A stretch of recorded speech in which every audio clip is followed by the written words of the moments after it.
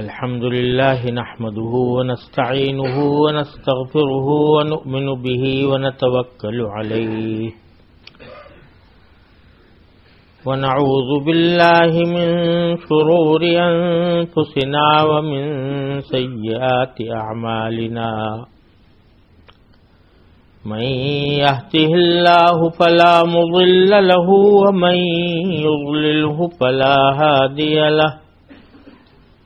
وأشهد أن لا إله إلا الله وحده لا شريك له وأشهد أن سيدنا وسندنا ونبينا ومولانا محمدا عبده ورسوله صلى الله تعالى عليه وعلى آله وأصحابه وبارك وسلم تسليما كثيرا أما بعد فأعوذ بالله من الشيطان الرجيم بسم الله الرحمن الرحيم لقد من الله على المؤمنين إذ بعث فيهم رسولا من أنفسهم يتلو عليهم آياته ويزكيهم ويعلمهم الكتاب والحكمة وإن كانوا من قبل لفي ضلال مبين آمنت بالله صدق الله مولانا العظيم وصدق رسوله النبي الكريم ونحن على ذلك من الشاهدين والشاكرين والحمد لله رب العالمين. میرے محترم بزرگوں، بھائیوں اور دوستوں، السلام علیکم ورحمۃ اللہ وبرکاتہ. یہ میرے لیے بڑی خوش نصیبی کا موقع ہے کہ آپ حضرات سے آج یہاں اللہ تبارک و تعالی نے ملاقات کی توفیق عطا فرمائی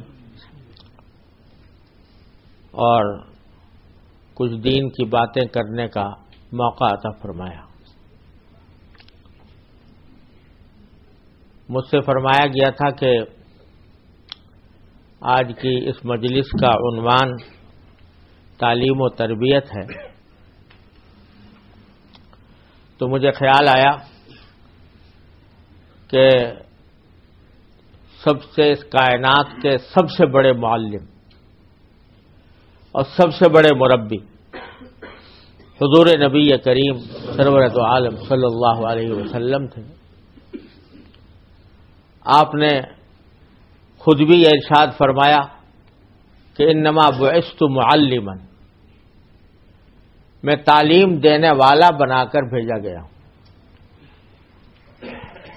تو خیال یہ آیا کہ حضور اقدس صلی اللہ علیہ وسلم کے اس دنیا میں تشریف لانے کے قرآن کریم نے جو مقاصد بیان فرمائے ہیں وہ قرآن کریم میں 4 جگہوں پر اللہ تبارک و تعالی نے اس کا ذکر فرمایا ہے. انہی میں سے ایک آیت ہے جو میں نے ابھی آپ کے سامنے تلاوت کی ہے.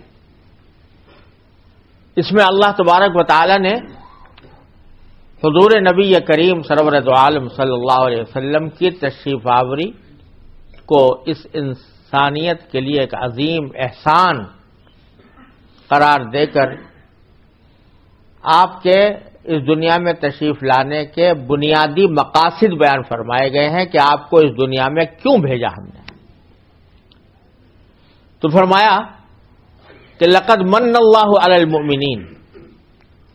اللہ تبارک و تعالی نے احسان فرمایا مومنوں پر،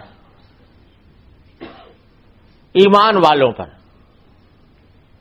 اذ بعث فیہم رسولا، جبکہ ان کے درمیان ہم نے ایک پیغمبر بھیجا، ایک رسول بھیجا. یہاں پہلی بات تو قابل ذکر یہ ہے کہ اگر وسیع تناظر میں دیکھا جائے تو سرکار دو عالم صلی اللہ علیہ وسلم کی بعثت اور آپ کا دنیا میں تشریف لانا یہ صرف مسلمانوں کے لیے نہیں بلکہ پوری کائنات کے لیے عظیم احسان تھا. چنانچہ دوسری جگہ وہ آیتیں جو ابھی مجھ سے پہلے تلاوت کی اس میں اللہ تبارک و تعالی نے نبی کریم صلی اللہ علیہ وسلم کو خطاب کرتے ہوئے فرمایا کہ وما ارسلناک الا رحمتا للعالمین، ہم نے آپ کو تمام جہانوں کے لیے رحمت بنا کر بھیجا. اس میں یہ قید نہیں لگائی کہ مسلمانوں کے لیے یا انسانوں کے لیے، بلکہ فرمایا کہ سارے جہان، انسانوں کا جہان، جانوروں کا جہان، پہاڑوں کا جہان، دریاؤں کا جہان،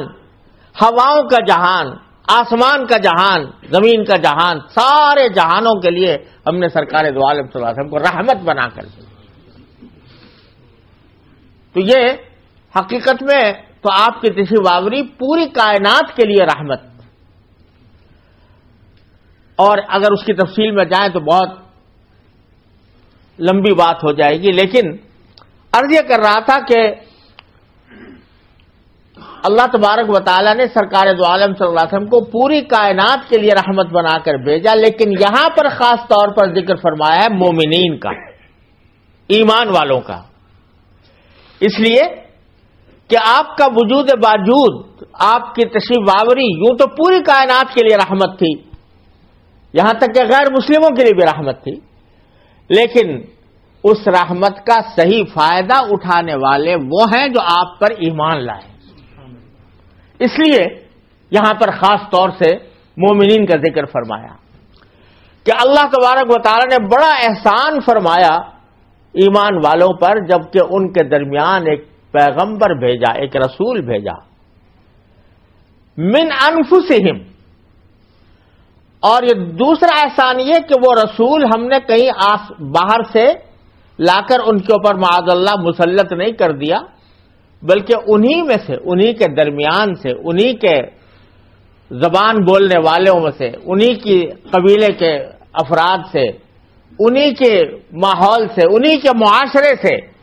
ہم نے وہ رسول بھیجا. یہ دوسرا احسان اس واسطے کہ اگر کوئی باہر کا آدمی آ جاتا،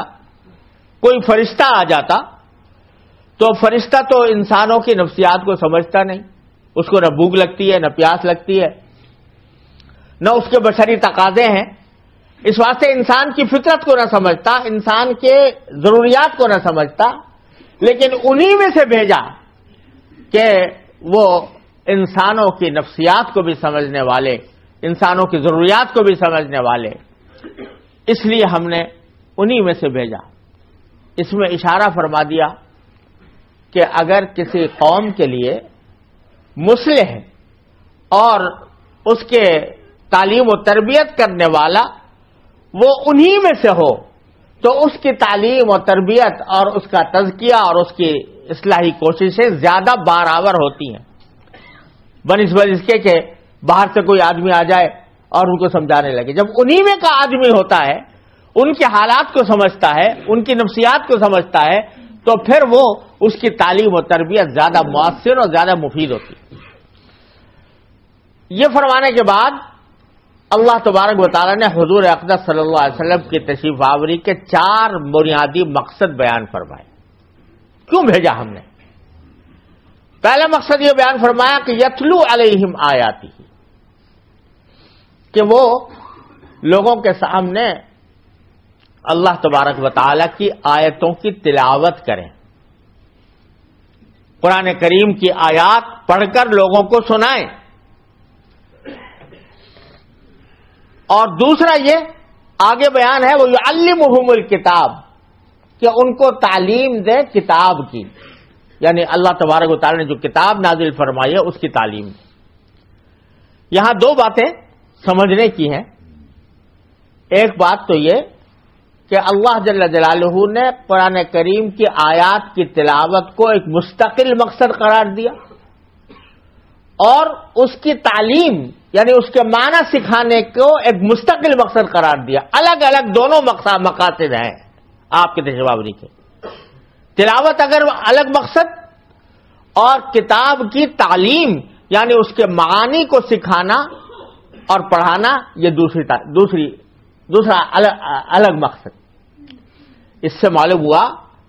کہ اگر قرآن کریم کے الفاظ کی بھی تعلیم ہو، قرآن کریم کی صرف الفاظ کی تلاوت کا طریقہ سکھایا جائے تو یہ بھی ایک مستقل مقصد ہے، ایک بڑا کام ہے، بڑے اجر و ثواب کی چیز ہے. اس سے بعض لوگ یہ کہتے ہیں کہ بھئی آپ چھوٹے چھوٹے بچوں کو قرآن کریم ناظرہ پڑھا دیتے ہیں، حفظ کرا دیتے ہیں، طوطے مینا کی طرح وہ رٹ لیتے ہیں، مانا تو اس کے کسی کو آتے نہیں. تو کیا فائدہ ایسے الفاظ سکھانے کا جس کا کوئی مطلب بھی بچہ نہیں سمجھتا. ایک مرتبہ ایک بچہ تلاوت کر رہا تھا قرآن کریم کی اور وہ یاد کر رہا تھا اپنا سبق. تو ایک اسی قسم کے جو ماڈرن قسم کے خیالات رکھنے والے لوگ جو اپنے آپ کو ماڈرن کہتے ہیں، حقیقت میں اللہ ہی جانتا ہے کیا ہے، تو وہ اس سے پوچھنے لگے بیٹا تم اس کا مطلب سمجھتے ہو جو پڑھ رہے ہو؟ اس بچے نے کہا جی میں تو مطلب نہیں سمجھتا، میں تو الفاظ. تو وہ کہنے لگے دیکھو بچوں کے ساتھ کیسا ظلم ہے الیاذ باللہ کہ ان کو ایسے الفاظ سکھائے جا رہے ہیں، ایسی کتاب پڑھائی جا رہی ہے کہ جس کا مطلب ہی وہ نہیں سمجھتے. تو یہ در حقیقت نبی کریم صلی اللہ علیہ وسلم کی تعلیم کے مقاصد کو نہ جاننے کی وجہ سے یہ بات کہی جا رہی ہے. حضور اقدس صلی اللہ علیہ وسلم کا تلاوت ایک مستقل مقصد اور تعلیم دوسرا مستقل مقصد. اور خوب سمجھ لیجئے جس کو تلاوت کی عظمت اس کے دل میں نہیں، جو تلاوت الفاظ کی تلاوت کی اہمیت کو نہیں سمجھتا، وہ کبھی کتاب کے معنی کو بھی نہیں سمجھ سکتا. یہ پہلی سیڑھی ہے. اور اللہ تبارک و تعالی نے جو کتاب نازل فرمائی ہے یہ کتاب اور کتابوں کی طرح نہیں ہے کہ جو صرف معنی ہی اس کے باعث برکت ہو. اس کے الفاظ میں اللہ تبارک و تعالی نے تاثیر عطا فرمائی ہے. اس کے ایک ایک لفظ میں تاثیر ہے، اس کے ایک ایک لفظ میں برکت ہے. اس کے ایک ایک لفظ کو پڑھنا یہ ایک مستقل اجر و ثواب کا کام ہے. نبی کریم سرور عالم صلی اللہ علیہ وسلم نے ارشاد فرمایا کہ جب کوئی تلاوت کرتا ہے بندہ تو ہر حرف کے اوپر 10 نیکیاں اس کے نام اعمال میں لکھی جاتی ہیں. اور یہ فرمایا کہ میں یہ نہیں کہتا کہ الف لام میم ایک حرف ہے، بلکہ الف ایک حرف الگ حرف، لام الگ حرف، میم الگ حرف. ایک مرتبہ الف لام میم پڑھ لیا تلاوت کی غرض سے تو اس کے نام اعمال میں 30 نیکیوں کا اضافہ ہوگا. لہذا یہ سمجھنا کہ بے سمجھے پڑھنا، ارے جو شخص بے سمجھے نہیں پڑھتا وہ کبھی سمجھ کر بھی نہیں پڑھ سکتا.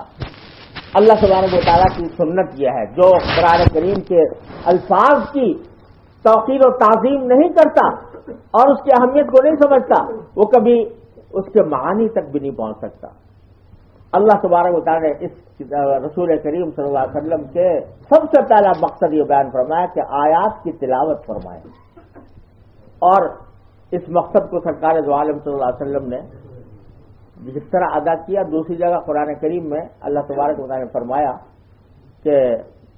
فَإِذَا قَرَأْنَاهُ فَاتَّبِعْ قُرْآنَهُ، یعنی جب ہمارا فرشتہ جبرائیل علیہ السلام آپ کے سامنے قرآن کریم پڑھتا ہے تو آپ اس کے پڑھنے کے طریقے کی پیروی کریں. یعنی ہم نے صرف قرآن نازل نہیں کیا، قرآن کو پڑھنے کا طریقہ بھی اپنے فرشتے کے ذریعے آپ کو بتایا اور آپ کو ذمہ یہ ہے کہ اسی طرح پڑھیں جس طرح جبریل امین علیہ السلام نے پڑھا. اس لیے امت نے تلاوت قرآن کو محفوظ رکھنے کے لیے ایک ایسا علم ایجاد فرمایا کہ جس کی کوئی نظیر کسی قوم میں، کسی ملت میں، کسی زبان میں نہیں ہے، اور وہ ہے علم تجوید. تجوید کا جو علم ہے وہ ایک ایسا علم ہے کہ اس کی کوئی مثال، کوئی نظیر آپ کسی زبان میں پیش نہیں کر سکتے. کہ سکھانے کے لیے بتا دیا کہ قرآن کریم کے اندر جو الفاظ آتے ہیں وہ 29 حروف پر مشتمل ہے، اور حرف کہاں سے نکلتا ہے، منہ کے کس حصے سے کون سا حرف نکلے گا، سین کہاں سے نکلے گا، صاد کہاں سے نکلے گا، غاد کہاں سے نکلے گا، زا کہاں سے نکلے گا، منہ کے حصے بکھرے کر کے اس کے ایک ایک ٹکڑے کو الگ الگ متعین کر کے بتا دیا کہ یہ لفظ یہ حرف فلاں جگہ سے نکلے گا اور اس طرح نکلے گا، جس کی میں کہتا ہوں کوئی نظیر دنیا کے کسی قوم، کسی ملت، کسی زبان میں موجود نہیں ہے۔ اب انگریزی زبان آپ کی اتنی وسیع اور کشادہ زبان ہے، اور کہا جاتا ہے کہ اتنی وسعت رکھتی ہے کہ اس کے وسعت کے اندر دوسری زبانیں اس کا مقابلہ نہیں کر سکتی، لیکن کوئی مجھے بتائے کوئی ایسا علم انگریزی زبان کا لنگوسٹکس کا کہ جس میں یہ بتایا گیا ہو کہ پی کہاں سے نکلے گا اور ٹی کہاں سے نکلے گا اور ڈی کہاں سے نکلے گا، کس طرح ادا کیا جائے گا۔ ہر ایک اپنے لہجے سے بولتا ہے، اور ایک جگہ کا جو ڈائلیکٹ ہے وہ دوسرے کی سمجھ میں آنا مشکل ہوتا ہے، اس کا لہجہ دوسرا کا سمجھنا مشکل ہے۔ امریکن لہجہ کچھ اور ہے اور برٹش لہجہ کچھ اور ہے، اور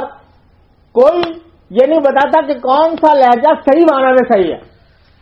اور کون سا حرف کس طرح نکالنا چاہیے، کس طرح ادا کرنا چاہیے، یہ کوئی نہیں بتاتا۔ یہ صرف اور صرف امت محمدی علیہ صاحب الصلاۃ والسلام کی خصوصیت ہے کہ اس نے تلاوت آیات کا جو مقصد تھا سرکار دو عالم صلی اللہ علیہ وسلم کا، اور جس کے لیے آپ کو تعلیم دی گئی تھی کہ فَإِذَا قَرَأْنَاهُ فَاتَّبِعْ قُرْآنَهُ، اس کی تعمیل کے لیے الحمدللہ ایک ایسا علم ایجاد کر دیا تجوید کا کہ آج جو شخص تجوید کا ماہر ہو اور تجوید کا علم رکھتا ہو، وہ پورے اعتماد کے ساتھ یہ کہہ سکتا ہے کہ میں اسی طرح پڑھتا ہوں جسے جبریل امین نے پڑھا تھا، جو حروف جس طرح جبریل امین نے ادا کیے تھے میں بھی اسی طرح ادا کرنے کی پوزیشن میں ہوں۔ وہ ترنم الگ الگ ہوتے ہیں، لیکن جہاں تک حروف کی ادائیگی کا تعلق ہے وہ حروف کی ادائیگی اسی طرح ہوگی انشاءاللہ جیسے کہ جبریل امین علیہ السلام نے کی تھی۔ تو یہ ایک مستقل مقصد ہے، اس کی ناقدری کرنا یا اس کی اہمیت کو کم کرنا یہ بڑی جہالت کی بات ہے۔ تو اسی لیے امت کا یہ معمول رہا ہے کہ مسلمانوں کے زندگی کا ایک اہم آغاز تلاوت قرآن سے ہوتا تھا۔ فجر کے بعد سب سے پہلا کام قرآن کریم کی تلاوت، اور اس کے بعد پھر سارے دوسرے کام، چاہے تھوڑا ہی ہو لیکن تلاوت سے آغاز ہونا چاہیے ہر مسلمان کی زندگی کا۔ آگے پھر فرمایا کہ آگے 3 مقصد اور بیان فرمایا، ایک تزکیہ، ایک تعلیم کتاب اور ایک تعلیم حکمت۔ تعلیم کتاب کے معنی یہ کہ جس قرآن کی تلاوت کی ہے اور تلاوت کا طریقہ سکھایا ہے، ظاہر ہے اس کا اصل مقصد تو اس کے معنی ہے، اس کا پیغام ہے، اس کی دعوت ہے، اس دعوت کو سکھانا اور اس کی تعلیم دینا کہ قرآن نے کیا کہا، کیا حکم دیا، کن چیزوں کی تاکید فرمائی، کن چیزوں سے پرہیز کرنے کی ہدایت فرمائی،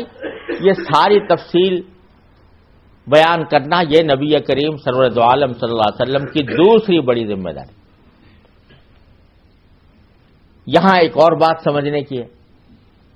وہ یہ کہ تعلیم کے معنی کیا ہے۔ اگر تعلیم کا مطلب یہ ہو کہ ترجمہ پڑھا دیا جائے قرآن کریم کا، تو ترجمہ جاننے کے لیے تو صحابہ کرام کو کسی معلم کی ضرورت نہیں تھی، وہ خود عربی زبان جانتے تھے، عربی زبان کے ماہر تھے، اس بڑے فصیح و بلیغ تھے، اس کے بہترین خطیب تھے، اس لیے ان کو کسی قرآن کے لفظ کا ترجمہ سیکھنے کے لیے کسی معلم کی ضرورت نہیں تھی۔ پھر کیا تعلیم دی آپ نے کتاب کی؟ تو معلوم ہوا کہ قرآن کریم کی تعلیم وہ صرف ترجمہ جان لینے سے نہیں آتی، بلکہ وہ بغیر جب تک کہ معلم نہ بتائے کہ اس حکم کا کیا مطلب ہے، اس وقت تک وہ آدمی صحیح قرآن کریم کا علم حاصل نہیں کر سکتا. لہذا آج کل بہت سی غلط فہمیوں میں سے غلط فہمی یہ بھی ہے جو لوگوں کے دلوں میں پائی جاتی ہے کہ ہمارے سامنے ترجمے چھپے ہوئے ہیں قرآن کریم کے، تو ترجمہ ہم پڑھیں گے اور خود اپنی عقل سے سوچیں گے کہ اس کا کیا مطلب ہوا اور اس سے کیا حکم نکلا. بڑے بڑے مجتہدین پیدا ہو گئے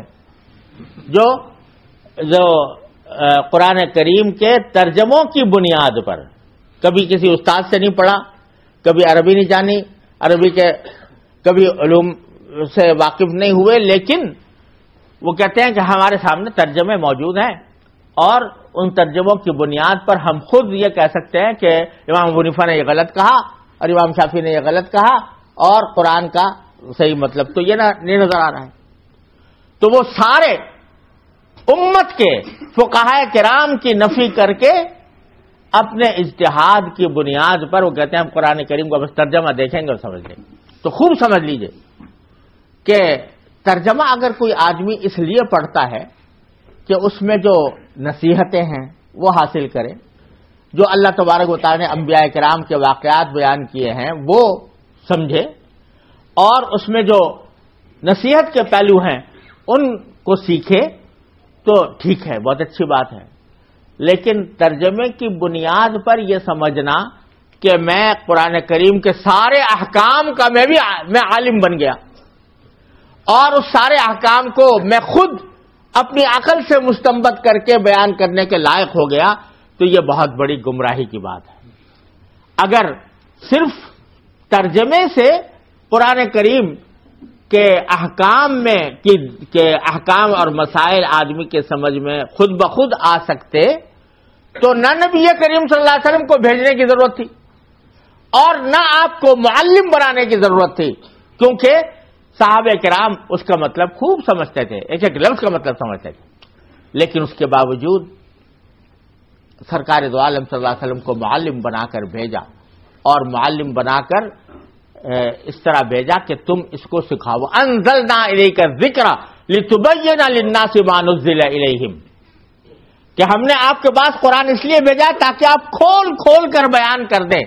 کہ ان کے پاس کیا، ان کے اوپر کیا نازل کیا گیا ہے، احکام کی تفصیل. لہذا قرآن کریم کے تمام احکام اور قرآن کریم کی ساری تعلیمات کی تفسیر در حقیقت نبی کریم سرور دو عالم صلی اللہ علیہ وسلم کے ارشادات اور آپ کی سنت اور آپ کا طرز عمل ہے. حضرت عائشہ صدیقہ رضی اللہ تعالیٰ عنہ سے پوچھا گیا کہ سرکار دو عالم صلی اللہ علیہ وسلم کے اخلاق کیسے تھے، تو آپ نے فرمایا کان خلقہ القرآن، آپ کے اخلاق قرآن، یعنی قرآن کی عملی تفسیر کی سرکار دو عالم صلی اللہ علیہ وسلم نے اپنے قول سے بھی اور اپنے عمل سے بھی کر کے دکھائی کہ اس کے اوپر کیسے عمل کیا جاتا ہے. تو یہ سمجھنا کہ ہم ترجموں سے عالم بن کر مجتہد بن کر خود احکام نکالیں گے، یہ بھی بہت بڑی غلط فہمی ہے جو آج کل کے لوگوں میں پائی جاتی ہے. ترجمہ ضرور پڑھیں، لیکن ترجمہ پڑھنے کے ساتھ ساتھ ایک تو یہ کہ اس کے جو نصیحتیں ہیں اس میں جہنم کا جنت کا بیان ہے، قیامت کے حالات ہیں، اس میں انبیاء کرام کے واقعات ہیں، ان سے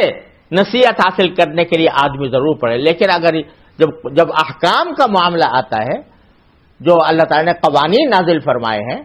تو ان قوانین کی تفصیل وہ حضور نبی کریم سرور دو عالم صلی اللہ علیہ وسلم کے سنت سے، آپ ہی کے سیرت سے وہ حاصل ہوگی، وہ محض اپنے عقل سے سمجھ میں آنے والی چیز نہیں. تو دوسرا نقطہ یہ تھا.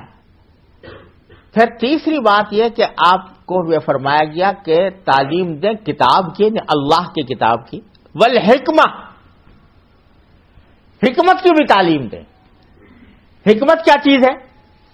حکمت کا مطلب ہوتا ہے دانائی کی باتیں، وزڈم کی باتیں. تو وہ حضور اقدس نبی کریم سرور دو عالم صلی اللہ علیہ وسلم کے بارے میں یہ فرمایا گیا کہ آپ اس لیے تشریف لائے تاکہ لوگوں کو حکمت اور وزڈم سکھائیں. تو معلوم ہوا کہ وزڈم کا لفظ ویسے تو بہت ہی مجمل ہے، ہر ایک آدمی اپنے آپ کو وائز سمجھتا ہے،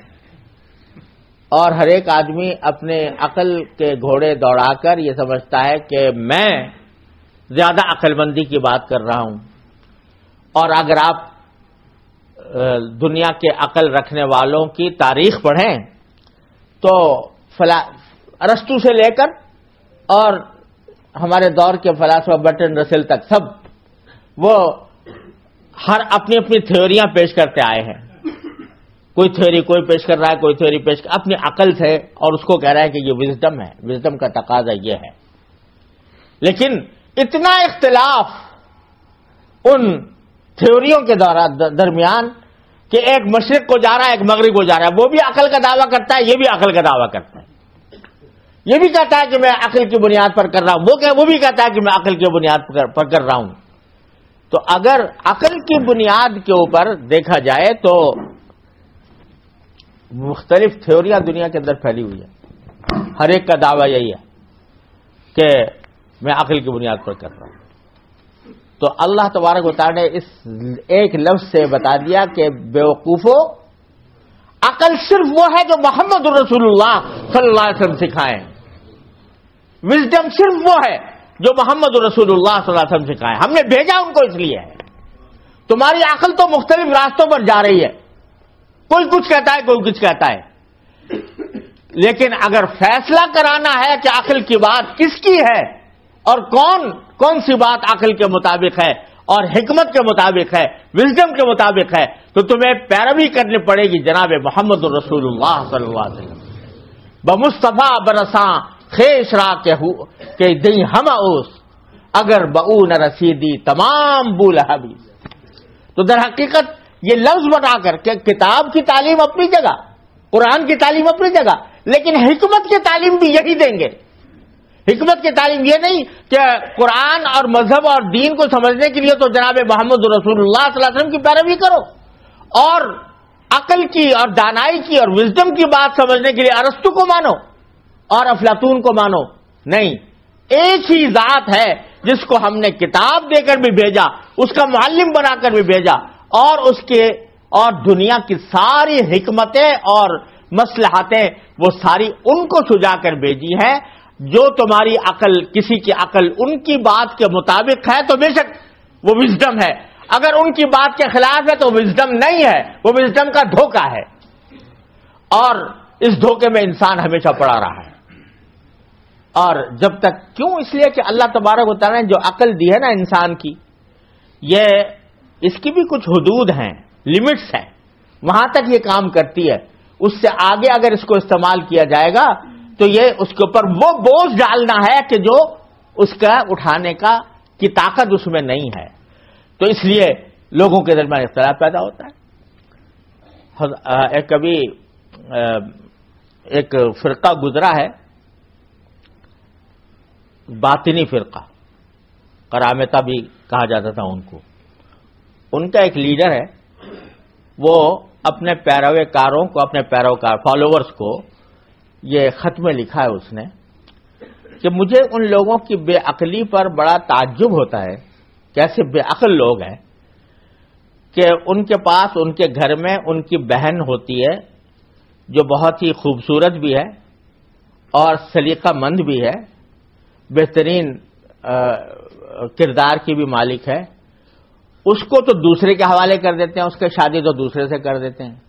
کسی دوسرے سے، اور اپنے گھر ایسی بیوی بنا کر لاتے ہیں کہ جو نہ اس جیسی خوبصورت ہے، نہ اس جیسی اس کا سلیقہ رکھتی ہے، نہ اس جیسا کردار ہے اس کا، اس کو لا کر اپنے گھر میں بٹھا لیتے ہیں. اگر عقل ہوتی تو اپنی گھر کی دولت اپنے گھر ہی میں رکھتے، یعنی بہن کو باہر بھیجنے کے بجائے خود اس سے نکاح کر لیتے. یہ بات لکھ رہا ہے وہ. تو میں عرض کرتا ہوں کہ اگر خالص عقل کی بنیاد پر، وہ عقل جو وحی الہی کی نور سے، اس کی رہنمائی سے آزاد ہو، اس کی بنیاد پر اس کی اس بات کو اگر آپ رد کرنا چاہیں گے تو مشکل ہوگا. لیکن یہی وہ جگہ ہے جہاں عقل ٹھوکریں کھاتی ہے، غلط راستے پر لے جاتی ہے. تو اس موقع پر جناب نبی کریم سرورت عالم صلی اللہ علیہ وسلم کو فرمایا گیا کہ یہ ہے وہ وزڈم جو سکھانے والے ہیں، ان کی بات کے مطابق جو بات ہوگی وہ درست ہوگی، ان کے خلاف ہوگی تو غلط ہوگی۔ یہ تیسری بات فرمائی کہ تیسرا مقصد تلاوت ایک مقصد، کتاب اللہ کے معانی سکھانا دوسرا مقصد، حکمت اور وزڈم سکھانا یہ تیسرا مقصد، اور چوتھا مقصد فرمایا وہ یزکیہم،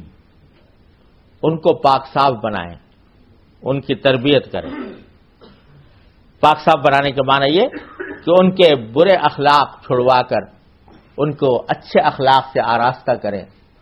جس کو ہم آسان لفظوں میں تربیت سے تعبیر کر سکتے ہیں۔ تربیت فرمائیں تو معلوم ہوا کہ صرف کتاب پڑھا دینا اور وزڈم کی باتیں عقلی طور پر اور محض تھیوریٹیکلی اس کو پڑھا دینا، سمجھا دینا یہ کافی نہیں ہے، بلکہ اس کے لیے عملی پریکٹیکل تربیت کی بھی ضرورت ہے۔ اور اگر آپ دیکھو تو حضور سرکار دو عالم صلی اللہ علیہ وسلم کی حیات طیبہ میں جو سب سے پہلی ہمارے لیے مشعل راہ، یونیورسٹی کہہ لو، اس کو مدرسہ کہہ لو، وہ اصحاب صفہ کا تھا۔ اصحاب صفہ کا صفے کے چبوترے پر صحابہ کرام آ کے پڑ گئے تھے،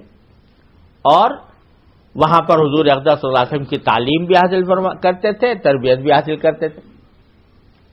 اگر دیکھو تو ان کا کوئی ایسا کریکولم نہیں تھا جیسے آج کل ہمارے مدارس کے یا ہمارے درسگاہوں کے کریکولم ہوتے ہیں، وہ نہیں تھا۔ بس ایک ہی چیز تھی کہ کسی کو دیکھتے رہنا نماز تھی دن کی، کہ سرکار دو عالم صلی اللہ علیہ وسلم کی اداؤں کو، آپ کے طریقہ کار کو دیکھتے اور سرکار دو عالم صلی اللہ علیہ وسلم کی باتیں سنتے، وہی ان کا کریکولم تھا، وہی ان کا نصاب تھا، وہی اسی طریقے سے وہ حاصل کرتے تھے۔ تو وہاں آپ زبان بھی سے بھی تعلیم دیتے تھے، احادیث ساری بھری ہوئی ہے نبی کریم صلی اللہ علیہ وسلم کی زبانی تعلیم کی، نماز اور طہارت سے لے کر اور میراث تک کے تمام احکام سرکار دو عالم صلی اللہ علیہ وسلم نے بنیادی احکام سب بیان فرمائے، نکاح کے، طلاق کے، خریدوں کے، فروخت کے، بیع و شراء کے، مشرکت کے، قرض، سارے جو انسان کی زندگی کے اندر جو مختلف مراحل پیش آتے ہیں ان سب کے بارے میں سرکار دو عالم صلی اللہ علیہ وسلم نے زبانی بھی تعلیم دی اور عمل سے بھی سکھایا۔ تو سرکار دو عالم صلی اللہ علیہ وسلم کی تعلیم جو ہے وہ محض الفاظ کی تعلیم یا نظریات کی تعلیم نہیں تھی، بلکہ ساتھ ساتھ عملی تربیت بھی ساتھ ساتھ ہو رہی تھی۔ اور اسی لیے حضرات صحابہ کرام رضی اللہ عنہ فرماتے ہیں، سعد بن ابی وقاص رضی اللہ تعالی عنہ مشہور صحابی، عشرہ مبشرہ میں شامل ان 10 خوش نصیب لوگوں میں جن کو اللہ تعالیٰ نے، جو حضور اقدس صلی اللہ علیہ وسلم نے جنت کی خوشخبری سنائی، جن کے بارے میں سرکار دو عالم صلی اللہ علیہ وسلم نے فرمایا ارمی یا سعد فدا کا بھی و امی، میرے ماں باپ آپ تمہارے اوپر قربان ہوں۔ ایسے عظیم صحابی وہ فرماتے ہیں کہ ہم نے نبی کریم صلی اللہ علیہ وسلم سے سورہ بقرہ 8 سال میں پڑھی، سورہ بقرہ 8 سال میں پڑھی، اور وہی میں جو بات کہہ رہا تھا کہ ان کو مطلب سمجھنے کے زبان ترجمہ سمجھنے کی ضرورت نہیں تھی، تو پھر خود کی تشبیہ وَتَعَلَّمْنَا الْعِلْمَ وَالْعَمَلَ وَالْقُرْآنَ جَمِيعًا۔ 8 سال کیوں لگے؟ اس لیے کہ ہم نے اس کو پڑھنے کا طریقہ سیکھا، اس پر عمل کرنے کا طریقہ سیکھا، اور اس کا علم سیکھا، اور پھر اس کے اوپر عمل کرنے کا طریقہ سیکھا سرکار دو عالم صلی اللہ علیہ وسلم۔ نماز کیسے پڑھیں گے، طہارت کیسے ہوگی، اور ایک ایک چیز سرکار دو عالم صلی اللہ علیہ وسلم سے عملی طور پر تربیت حاصل کی، ایک ایک چیز۔ تو معلوم ہوا کہ محض صرف زبانی طور پر تعلیم دے دینا یہ کافی نہیں ہوتا انسان کے لیے، جب تک کہ اس کے ساتھ عملی تربیت نہ ہو۔ عملی تربیت نہ ہو تو حضرات نبی کریم سرور دو عالم صلی اللہ علیہ وسلم نے حضرات صحابہ کرام کی عملی تربیت فرمائی. کیسی تربیت فرمائی کہ ذہن ہی بدل دیے, خیالات ہی بدل دیجئے. ابھی نظم پڑھ رہے تھے میرے عزیز, یا اللہ دل بدل دے, تو وہ دل اس ایسے بدلے کہ وہ لوگ جو خونخوار تھے, وحشی تھے, غیر متمدن تھے, ایک دوسرے کے خون کے پیاسے تھے, وہ غیر مہذب لوگ اچانک ان کے اندر تہذیب بھی آ گئی, ان کی اخلاق بھی اعلیٰ درجے تک پہنچ گئے, ان کو تمدن کا ایسا شہسوار قرار دیا گیا کہ مہاتما گاندھی نے بھی یہ لکھا کہ اگر حکومت کرنی ہو تو ابو بکر و عمر جیسی حکومت کر کے دیں. حضرت فاروق اعظم رضی اللہ تعالیٰ عنہ ایک مرتبہ اپنے ساتھیوں کے ساتھ کہیں جا رہے تھے, ایک پہاڑ کے دامن سے گزر ہوا, تو ساتھی ساتھ تھے, ان کو ایک دم سے اپنے آپ سے خطاب کرتے ہوئے کہا, قف یا ابن الخطاب,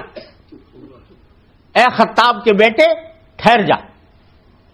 اور پھر سارے لوگوں کے سامنے کہا کہ اے خطاب کے بیٹے, تو وہ ہے کہ کسی وقت ان پہاڑ کے دامن میں تو اونٹ چرایا کرتا تھا, اور تیرے پاؤں گھٹنے تک اونٹ کے پیشاب میں تر ہوا کرتے تھے. آج تو آدھی دنیا پر حکومت کر رہا ہے, یہ کہاں سے تیرے اندر یہ انقلاب آ گیا؟ تو یہ در حقیقت صدقہ ہے نبی کریم سرور دو عالم محمد مصطفیٰ صلی اللہ علیہ وسلم کی تعلیم. حضرت علی رضی اللہ تعالی عنہ اسی عرب کے باشندے تھے جو لڑائی جھگڑوں میں ایک دوسرے کے خلاف خونریزی میں مشغول تھے. ایسے مشغول کہ ایک ایک لڑائی 40 سال تک جاری رہتی تھی, اور باپ بیٹے کو وصیت کر کے جایا کرتا تھا کہ بیٹا تم اور سب کچھ کر لینا, لیکن میرے دشمنوں سے لڑائی بند نہ کرنا. حرب فجار جو ہوئی ہے وہ 40 سال تک جاری رہی, اور بعض روایات میں ہے کہ صرف اتنی بات ہوئی تھی کہ مرغی کے ایک شخص کے مرغی کا بچہ دوسرے کے کھیت میں چلا گیا تھا, اس نے اس کو مار دیا, تو اس کے اوپر دونوں میں تلواریں نکل آئیں, خاندان نکل آئے, قبیلوں کے درمیان جنگ شروع ہوئی, 40 سال مستقل جاری رہی.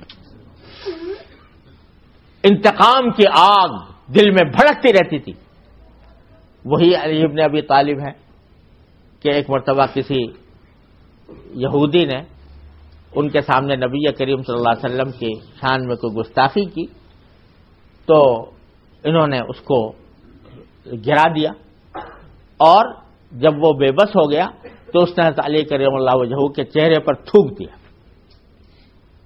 یوں تھوکا, حضرت علی اس کو چھوڑ کے الگ کھڑے ہو گئے. لوگوں نے پوچھا کہ اب تو اور زیادہ اس نے اور زیادہ آپ کے ساتھ زیادتی کی تھی, منہ پر تھوکا تھا, آپ اس وقت چھوڑ کے کیوں ہو گئے؟ کہا کہ پہلے تو میں یہ کام کر رہا تھا صرف نبی کریم سرور دو عالم صلی اللہ علیہ وسلم کی محبت میں, اب اگر کرتا تو اپنی ذات کے لیے کرتا, کہ اس نے میرے منہ پر تھوکا لہذا میں بدلہ لوں گا, میں اپنی ذات کے لیے کسی سے بدلہ لینا نہیں چاہتا. یہ انقلاب برپا ہو گیا ایک ایک صحابی کے حالات زندگی کے اندر, اس کے کردار میں, اس کے اخلاق میں. یہ جو انقلاب آیا یہ در حقیقت نبی کریم سرور دو عالم صلی اللہ علیہ وسلم کی تربیت سے.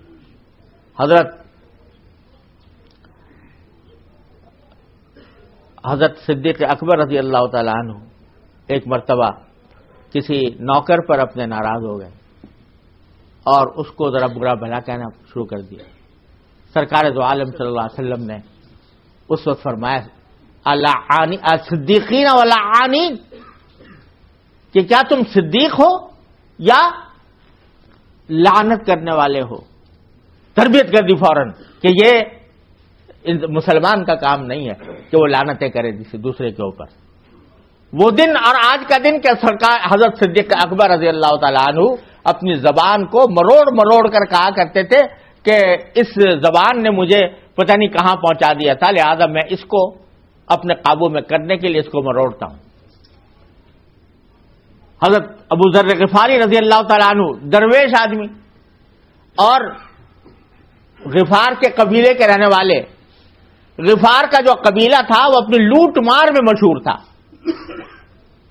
لوٹ مار میں مشہور تھا، اور یہ کہا جاتا تھا کہ یہ سب گنڈوں کا قبیلہ ہے اور ڈاکوؤں کا قبیلہ ہے۔ اس کے ہی فرد تھے ابو ذر غفاری رضی اللہ تعالیٰ عنہ۔ یہ کسی موقع پر اپنے کسی غلام کو انہیں کچھ برا بلا کہہ دیا تو نبی کریم صلی اللہ علیہ وسلم نے فرمایا کہ انک امرؤ فیک جاہلیہ، تمہارے اندر ابھی تک جاہلیت کی خوبو باقی ہے کہ تم اپنے نوکر کے اپنے غلام کے ساتھ اس طرح برتاؤ کر رہے ہو۔ اس کے بعد سے یہ حال ہو گیا کہ ابو ذر غفاری رضی اللہ تعالیٰ عنہ کے بارے میں روایات میں آتا ہے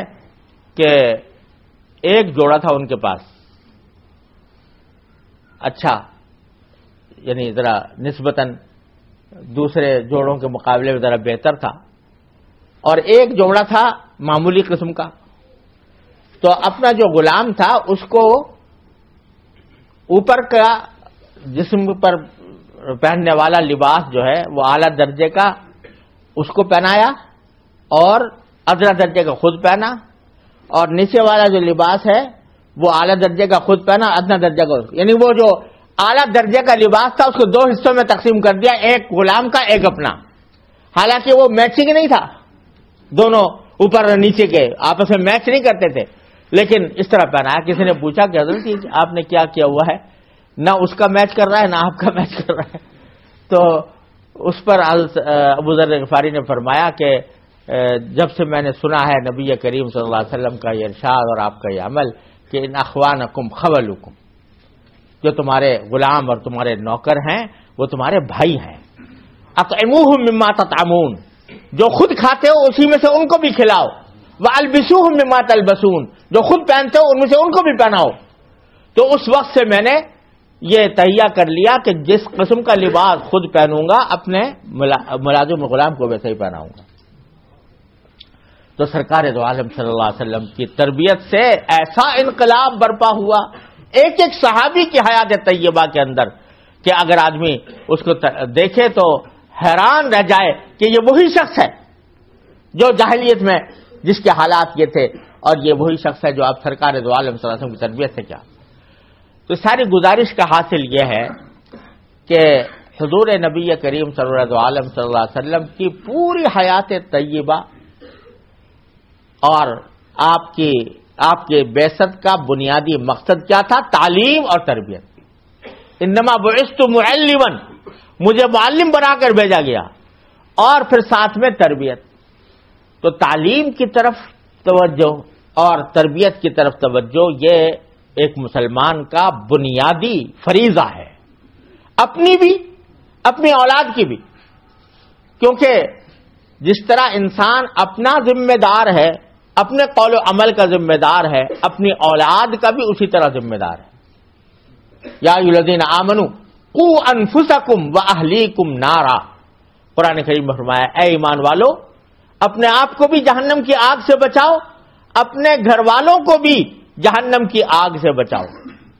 تو انسان صرف اپنے ہی حد تک مکلف نہیں ہے بلکہ اپنی اولاد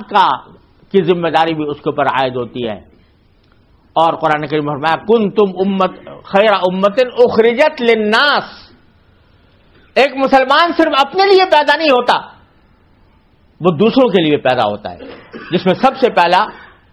حصہ جو ہے اپنی اولاد کا ہے، اپنے اولاد کی تربیت کا ہے۔ اور اگر کوئی شخص اس سے غافل ہے تو یہ نہ سمجھے کہ میں تو بڑا نیک ہوں، میں نماز و روزے کا پابند ہوں اور میں اسلام کے احکام پر عمل کرتا ہوں، لیکن اگر اس کی اولاد غلط راستے پر جا رہی ہے، بے راہروی کا شکار ہے، اور وہ اس نے اپنی توجہ دینے کا حق ادا نہیں کیا، تو آخرت میں پکڑا جائے گا، وہ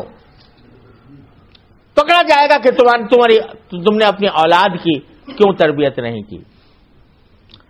ایسے ہمارے ہاں مثالیں موجود ہیں کہ آدمی ہے اور نماز میں صف اول کا پابند ہے، روزے رکھتا ہے،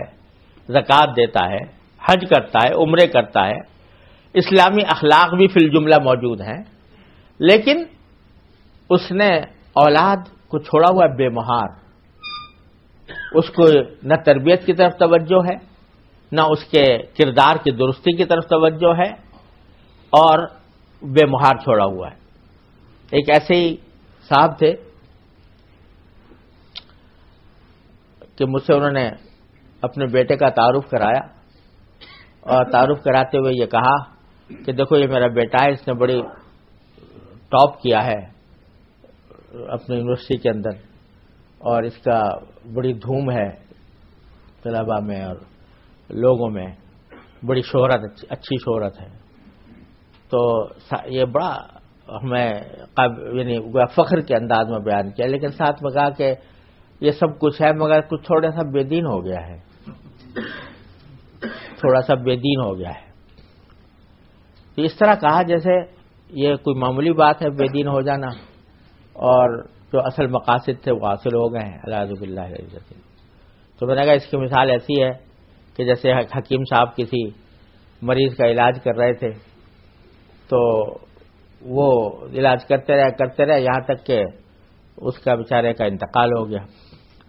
تو حکیم صاحب کو بلا کے دکھایا کہ بھئی دیکھو اس کو کیا پوزیشن. تو اس نے کہا اور تو سب کام ٹھیک ہے، اس کا جسم بھی ٹھیک ہے، اس کا دل، اس کا جو آنکھیں بھی صحیح ہے، ہاتھ بھی صحیح ہے، سب، بس ذرا روح نکل گئی ہے. تو اسی طرح انہوں نے ذکر کیا کہ جیسے یہ اور تو ساری باتیں اعلیٰ درجے کی حاصل ہو گئی، یہ کوئی بے دین ہو گیا ہے معمولی. اللہ بچائے، یہ جو ذہنیت ہے یہ اللہ تعالی ہمیں آپ کو اس سے محفوظ رکھے. تو اس لیے اولاد کی تربیت، ان کو صحیح علم پہنچانا، ان کی صحیح تربیت کرنا. علم صرف پڑھانا نہیں ہے، سکھانا. اور مجھے یہ بڑے درد سے میں کہتا ہوں کہ یہاں تک کہ ہمارے مدارس میں بھی، دینی مدارس میں بھی دین پڑھایا تو جاتا ہے، سکھایا نہیں جاتا. پڑھانا اور چیز ہے اور سکھانا اور چیز ہے. پڑھایا جاتا ہے لیکن سکھانے کی بڑی کمی ہے، کیونکہ دین جو ہے وہ صرف ایک چیز کا نام نہیں ہے کہ بس نماز پڑھ لی اور روزہ رکھ لیا، عبادات کے تک محدود ہے. دین تو پوری زندگی کو شامل ہے. اس میں معاملات بھی ہے، اس میں معاشرت بھی ہے، اس میں اخلاق بھی ہے. یہ ساری کی ساری دین کے شعبے ہیں. ہم نے بعض اوقات دین کو محدود کر لیا ہے چند ظاہری عبادتوں میں. الحمدللہ وہ بھی ایک نعمت ہے،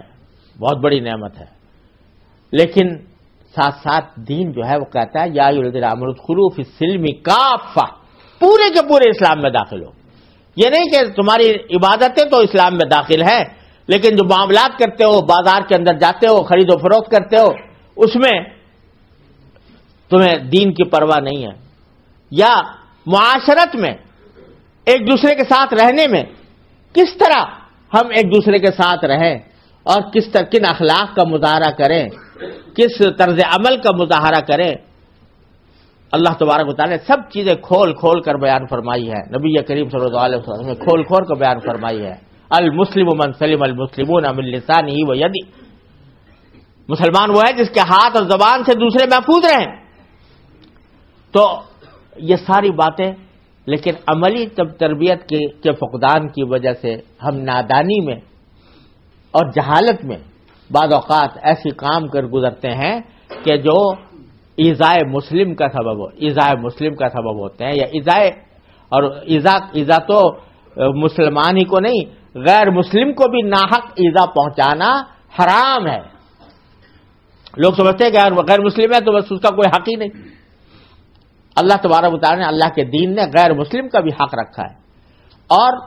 اس کو ایذا پہنچانا، ناحق ایذا پہنچانا، ناحق تکلیف پہنچانا، یہ بھی حرام ہے. حضور اقدس نبی کریم صلی اللہ علیہ وسلم نے اپنے عمل سے یہ بات بالکل علم نشرح فرما دی کہ کسی غیر مسلم کے ساتھ کوئی معاملہ ہو کوئی برتاؤ ہو تو وہ خیر کا برتاؤ ہو، جس سے اخلاق کا برتاؤ ہو، حسن کردار کا برتاؤ ہو۔ پڑوسی ہے تو اس پڑوسی کا حق ادا کرو، اس کے چاہے وہ تمہارے دین سے باہر ہو، لیکن اپنے عمل سے، اپنے کردار سے اس کو اپنے دین کی طرف مائل کرو، اور اس کے ساتھ حسن اخلاق کے ساتھ پیش آؤ، حسن کردار کے ساتھ پیش آؤ۔ کوئی کسی سے وعدہ کر لیا ہے تو اس کو وعدے کو پورا کرو، کوئی معاہدہ کر لیا ہے تو معاہدے کو پورا کرو۔ حضرت حذیفہ ابن یمان رضی اللہ تعالیٰ عنہ مشہور صحابی ہیں، یہ جب مسلمان ہوئے اپنے قبیلے میں تو حضور اقدس صلی اللہ علیہ وسلم کی زیارت کے لیے روانہ ہوئے، یہ اور باپ بیٹے دونوں۔ اس وقت ابو جہل جو ہے وہ حضور اقدس صلی اللہ علیہ وسلم پر حملہ کرنے کے لیے بدر کے میں جو لڑائی ہوئی تو اس کے لیے لشکر لے کے جا رہا تھا۔ راستے میں حضرت حذیفہ ابن یمان رضی اللہ تعالیٰ عنہ مل گئے، پوچھا کہاں جا رہے ہو؟ نے کہا وہاں مدینہ منورہ کا انہوں نے ذکر کیا حضور اقدس صلی اللہ علیہ وسلم سے۔ انہوں نے کہا ہم تمہیں نہیں جانے دیں گے، اس لیے کہ تم اگر جاؤ گے تو ہماری ان سے جنگ ہے، اور اس جنگ کے اندر تم ان کے ساتھ حصہ لو گے ہمارے خلاف، اس لیے ہم تمہیں جانے نہیں دیتے۔ انہوں نے کہا بھائی ہم تو حضور اقدس صلی اللہ علیہ وسلم کی زیارت کے لیے جا رہے ہیں، ہمارے کوئی لڑائی وڑائی مقصود نہیں ہے۔ کہا کہ اچھا یہ عہد کرو کہ وہاں جاؤ گے تو ان کے ساتھ جنگ میں حصہ نہیں لو گے، ورنہ ہم چھوڑیں گے نہیں۔ انہوں نے عہد کر لیا کہ بھائی جائیں گے لیکن جنگ میں حصہ نہیں لیں گے، اور پہنچ گیا حضور اقدس صلی اللہ علیہ وسلم۔ اب وہ غزوہ ہونے والا تھا غزوہ بدر، جس کو قرآن کریم نے یوم الفرقان فرمایا، حق و باطل کا وہ معرکہ کہ جس کے اندر جو بندہ شامل ہو گیا وہ اس بدریین میں شامل ہو گیا، اس کے نام لے کر اس کا نواسطہ دے کر دعائیں مانگی جاتی ہیں تو اللہ تعالیٰ قبول فرماتے ہیں، اور ان بدریین میں شامل ہو جانا عظیم سعادت تھی۔ حضرت حذیفہ نے بھی چاہا کہ ہم بھی اس میں سعادت میں حصہ ہو جائے، آپ کے ساتھ اس میں شریک ہو جائیں۔ سرکار دو عالم صلی اللہ علیہ وسلم نے فرمایا کہ نہیں، تم وعدہ کر کے آئے ہو، ابو جہل کے ساتھ تم نے معاہدہ کیا ہے کہ جنگ میں شامل نہیں ہوگے، تو جب معاہدہ کر لیا، دشمن ہے ابو جہل جو خون کا پیاسا ہے، لشکر لے کر آ رہا ہے، حملہ آور ہے، لیکن سرکار دو عالم صلی اللہ علیہ وسلم نے فرمایا کہ اس سے تم نے معاہدہ کر لیا ہے تو اب اس عہد کی خلاف ورزی یہ مسلمان کا کام نہیں، شامل نہیں ہونے دیا، غزوہ بدر میں شامل نہیں ہونے دیا، اس عظیم سعادت میں حصہ داروں نے نہیں دیا۔ کیوں؟ اس لیے کہ معاہدے کی خلاف ورزی۔ تو آج ہم لوگوں نے جو دین کو بدنام کر رکھا ہے اس میں ایک بہت بڑا دخل یہ ہے کہ غیر مسلموں کے سامنے ہم اپنا جو کردار پیش کرتے ہیں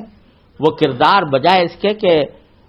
اسلام کی طرف لوگوں کو مائل کرے، اس کے اندر کشش پیدا کرے، لوگوں کے لیے نفرت کا سبب بنتا ہے، لوگوں کے لیے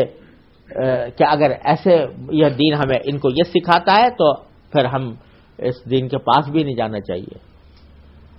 حضرات صحابہ کرام نے اپنے عمل سے، زبان سے کم اور عمل سے زیادہ تبلیغ اور دعوت فرمائی۔ ہم لوگ جو مسلمان یہاں اس وقت بیٹھے ہیں، بر صغیر کے مسلمان، سب سے پہلے اسلام جو آیا وہ مالابار کے علاقوں میں آیا جو آج کل کیرالہ کہلاتا ہے،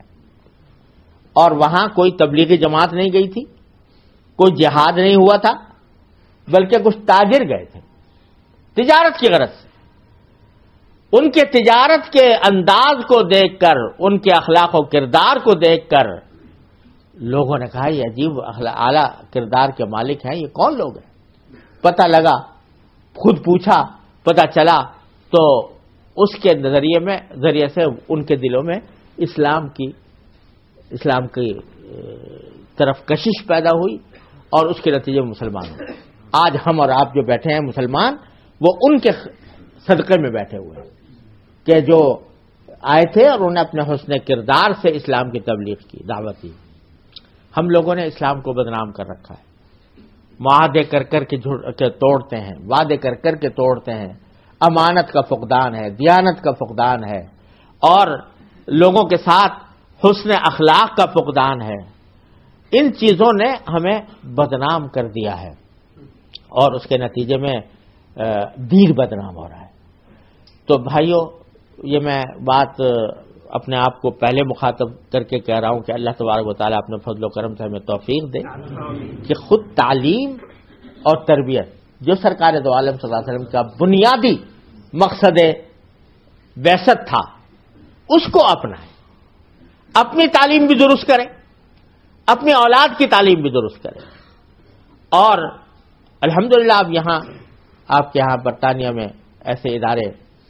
بڑی تعداد میں قائم ہو گئے ہیں کہ جس میں الحمدللہ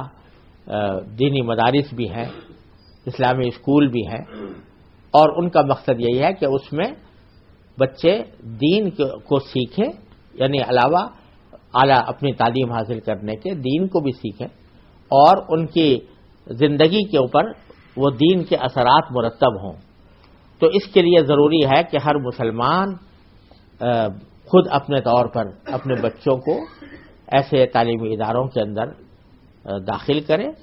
اور ساتھ میں دوسری بات جو بہت ہی اہم ہے وہ یہ کہ تعلیمی ادارہ اپنی جگہ، لیکن گھر کا ماحول اس کا بڑا کردار ہوتا ہے بچے کی تعلیم و تربیت میں۔ اگر وہ پڑھ کر تو یہ آیا ہے کہ قرآن نے کہا کہ جھوٹ بولنا حرام ہے اور غیبت کرنا حرام ہے، لیکن گھر میں جب آتا ہے تو ماں باپ کو دیکھتا ہے کہ جھوٹ بھی بولتے ہیں اور ماں باپ کو دیکھتا ہے کہ غیبت بھی کرتے ہیں، تو بتائیے وہ بچہ کیا اثر لے گا؟ اور اگر وہاں پڑھ کر آیا ہے کہ بھائی جو ہے اپنے کسی دوسرے کے اوپر بہتان باندھنا اور الزام لگانا اور بے تحقیق باتیں کرنا، یہ سرکار دو عالم صلی اللہ علیہ وسلم نے منع فرمایا ہے، اور اپنے گھر میں آ کر دیکھتا ہے کہ بہتان بھی باندھے جا رہے ہیں، الزامات بھی لگائے جا رہے ہیں، بے تحقیق باتیں بھی کی جا رہی ہیں، تو اس کا کیا اثر ہوگا؟ لہذا تعلیم و تربیت میں گھریلو ماحول کا بہت بڑا دخل ہے۔ ماں کی گود اور باپ کی سرپرستی یہ پہلی درسگاہ ہوتی ہے بچے کی، تو اس کے لیے کوشش کرنی چاہیے، اس کی اہمیت دل میں پیدا کر کے اس بات کی کوشش کرنی چاہیے کہ اللہ تبارک و تعالی نے ہم پر جو ذمہ داری ڈالی ہے، اپنے اولاد کی ذمہ داری ڈالی ہے، وہ اس ذمہ داری سے بطریق احسن عہدہ برا ہو سکیں۔ اللہ تبارک و تعالیٰ کی بارگاہ میں اگر جب سوال ہوگا کہ تم نے اپنی اولاد کے لیے کیا کیا تھا، تو ہم کم از کم یہ کہنے کی پوزیشن میں ہوں کہ اپنی سی کوشش کر لی تھی۔ باقی انسان کا کام یہی ہے کہ اپنی سی کوشش کرے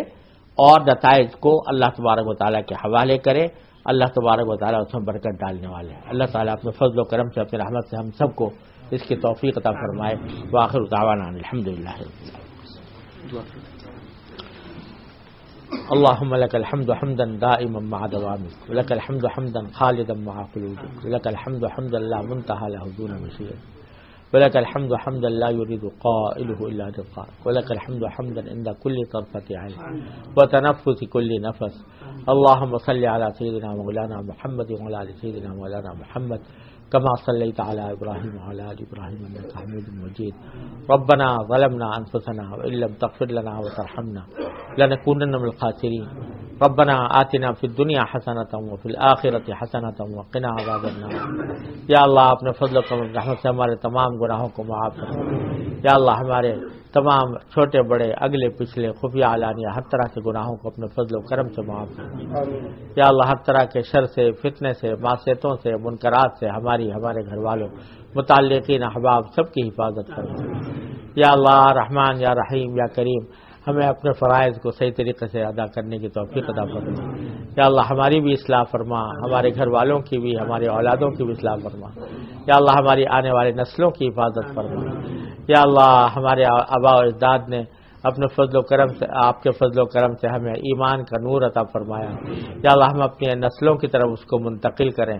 یا اللہ اس کے تقاضوں پر خود بھی عمل کریں، اپنے اولادوں کو بھی عمل کرنے کی کا راستہ یا اللہ نکال دیجئے۔ یا اللہ ہمیں ہمیں اس کی صحیح توفیق عطا فرما دیجیے، اس کے طریقے ہمارے قل و قلوب پر القا فرما دیجیے۔ یا اللہ اپنی رحمت سے ہماری مغفرت فرما، ہماری شامت اعمال کو دور فرما۔ یا اللہ تمام عالم اسلام کے مسلمانوں کو ان کے تمام جائز مقاصد میں کامیابی عطا فرما۔ یا اللہ تمام حاضرین کو ان کے تمام جائز مقاصد میں کامیابی عطا فرما، سب کی پریشانیوں کو دور فرما۔ یا اللہ سب کی مشکلات کو آسان فرما۔ اللہم انا نسألک من خیر ما سألک من عبدک و نبیک سیدنا محمد صلی اللہ علیہ وسلم ونعوذ بک من شر ما استعاذک من عبدک و نبیک سیدنا محمد صلی اللہ علیہ وسلم۔ ربنا تقبل منا انک انت السمیع العلیم وتب علینا انک انت التواب الرحیم، وصلی اللہ تعالی علی خیر خلقہ سیدنا مولانا محمد وعلی آلہ واصحابہ اجمعین، آمین برحمتک یا ارحم الراحمین۔